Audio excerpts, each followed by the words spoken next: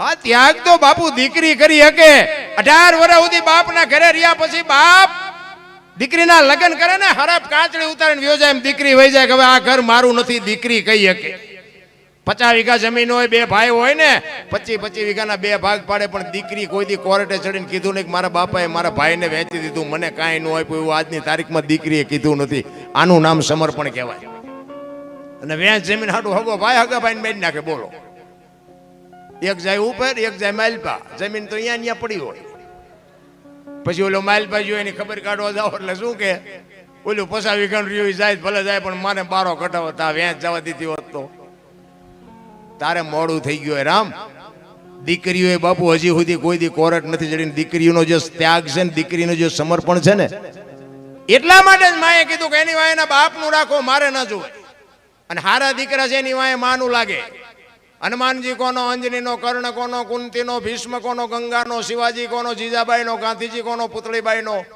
હારા હારા માના બગડેલા બાપાના માં જો ઉપર બેઠી છે જામ જાઓ આરાસુર જાઓ પાવાગઢ જાઓ ચોટીલા જાઓ બધે માં ઉપર બેઠી શું કામ મારા સંતાનની નજર રે બાપા બધા ભોંયરામ છે તંબકેશ્વર ને રફાળેશ્વર ને ભોંયરેશ્વર ને રિયા સલમુ દાબે માન બાપમાં બાપુ ધરતી ને આસમાન જેટલો ફરક છે હું તો આ બહેનોને ખાસ હાથ જોડીને વિનંતી કરું કે તમારા લગ્ન થઈ ગયા પછી તમારા સાસુ સસરા છે ને એ જ તમારા માતા પિતા હારી પેઢી જોતી હોય ને તો બાપુ મા બાપની સાસુ સસરાની સેવા કરજો હારી પેઢી ઇમનામ ન થાય ભગવાન હારો દીકરો દે હારો શું અહીંયા ગોદામ છે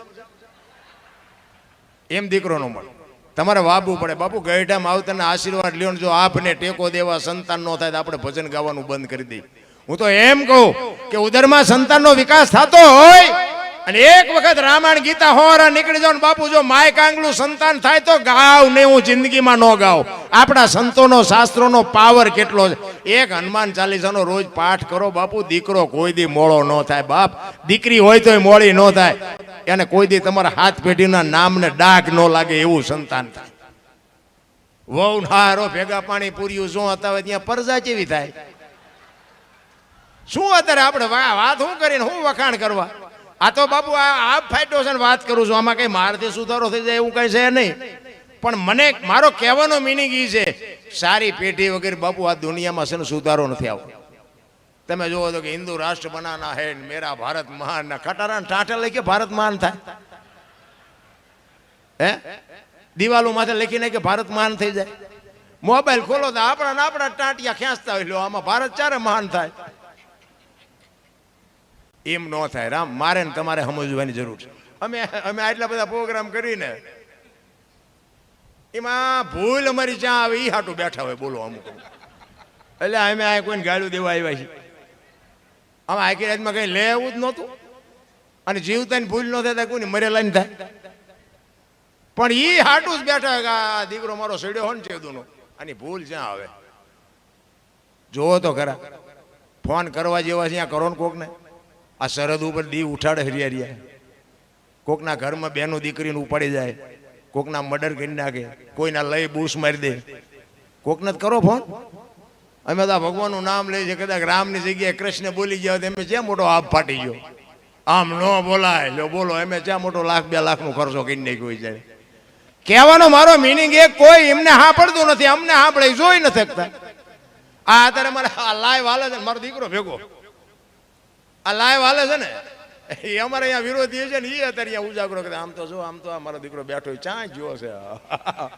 આ બોર્ડ વાંચતા જાય ચા છે ચા જ્યાં ગામ છે આમ તો જો કેટલા જણા ભેગા કરીને બેઠો છે અને જોવો તો ખરા કેટલા જણા સાંભળે અને એમાં જ અમારું હાલ્યું હું તો એમ કહું કે આપણી ટીકા નિંદા કરે ને એમાં ભગવાનને કહેજો આપણા જેથી આપણને નડવા માંડે ને એટલે સમજી લેજો કે ઈશ્વર ત્રાજવે આવ્યો હોય તો જ આપણને નડે આપણને નડે તેથી સમજી લેજો ઠાકર ત્રાજવે આવ્યો હોય મીરાને કોણ નડ્યું રાણો પ્રહલાદને કોણ નડ્યું એનો બાપ નરસિંહ મહેતાને કોણ નડ્યું એની નાત પાંડવોને કોણ નડ્યા કૌરવ પોતાના નડ્યાને પછી જ ઇતિહાસ થયા આપણા નડે પછી રોદડા ન રોવા સમજી લેવાનું કે ઈશ્વર ત્રાજવે આવ્યો હોય તો જ આપણને નડે ને ધરમપુર સુધી ઓળખે ને પડખે પડ્યા એ ન ઓળખે નથી ઓળખતા આપણા રહી જાય ને બીજા કરી જાય સવારામ બાપા બાપુ બજાણાની બજારમાં પીપળીથી બજાણા ભજન કરવા આવે ને એ બાપુ બજાણાની બજારમાં ભજન કરે, સુરતા કોઈ સુગડ સમેટે, સાહેબ ઘટમાં ભેટે, તીર્થ વ્રત બહુ કરે, જાય બદરીને.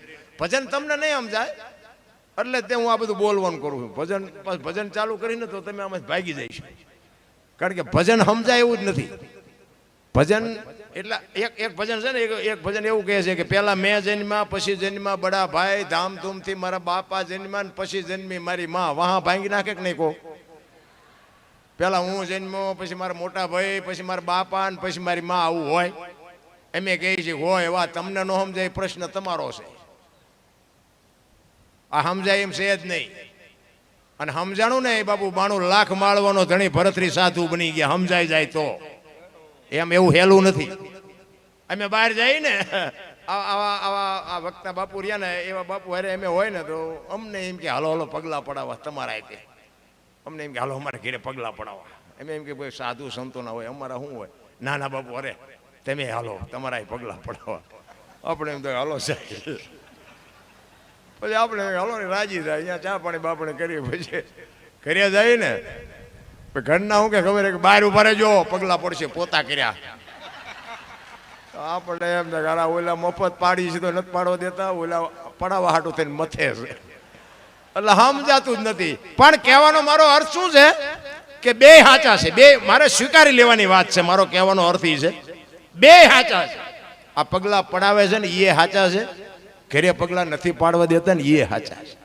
સ્વીકારી લેવાની વાત છે ને કે અહીંયા દેકારો ન કરાય. હાલ તો અમારી ભેગી અમને 10 જણા પગલાં પડાવે છે, એ ડખો ન ઊભો કરાય. કારણ કે તમે એક દી જ પગલાં પડાવવાનો છો, ઓલા 360 દી રોટલા બનાવી દે. એટલે એ કે એ કરવું પડે. પણ સમજાતું નથી. કહેવાનો મારો મિનિંગ શું છે? સમજાતું નથી. સ્વીકારી લ્યો. તમે જે પરિસ્થિતિમાં છો ને એને સ્વીકાર. અત્યારે વરસાદ આવે કોઈને ગમતો નથી, પણ કોઈથી રોકાય એવું છે? સ્વીકારવું જ પડે. અમારે હમણાં 3-4 પ્રોગ્રામ ફેલ થયા, ફોન આવે એ ડોમ ઉડાડી દીધો, આવતા નહીં. સ્વીકારવું પડે. માણાએ કર્યું એટલે તરત મોટો મહાભારત કરે. એવું રામકથાનું બાપુ સરસ મજાનું આયોજન કર્યું. હનુમાનજી મહારાજ ને 128માં બાપુ પાટોત્સવ. વાહ! હનુમાનજી બાપુ છે ને અજર અમર છે. અજર હું તો પ્રોગ્રામમાં જાહેરમાં કહું કે એક મેલડીમાં ને એક રામાપીર ને એક હનુમાન, 3 ને તમે સવારે નાળિયેર માનો ને બપોરે ભડાકો કરે એવા હે દેવ. 3 દેવ એવા છે બાપુ, આમ તમારે ભડાકો બોલાવે અને હાજર જ છે. અમે હમણાં કીધું એમ આ તમારે રોજ વરસાદ આવે છે હનુમાનજીના પ્રતાપે. હનુમાનજી તમને કહે છે કે હું હાજર છું, તેમ ગભરાતા નહીં. વરસાદ આવે એટલે તમને પ્રમાણ, કારણ કે નજરે તો આપણી એવી દ્રષ્ટિ નથી કે આપણે નજરે જોઈએ. આપણે પાપી છે, એ આપણને હજી ભગવાને દ્રષ્ટિ નથી આપી. પણ આવા કાર્ય કરો છો, આજ નહીં તો કાલ મારો નાથ કદાચ આપશે દર્શન. પણ કહેવાનો મારો અર્થ કે એની હાજરી છે, એની અનુભૂતિ તમને કરાવે. એ હનુમાન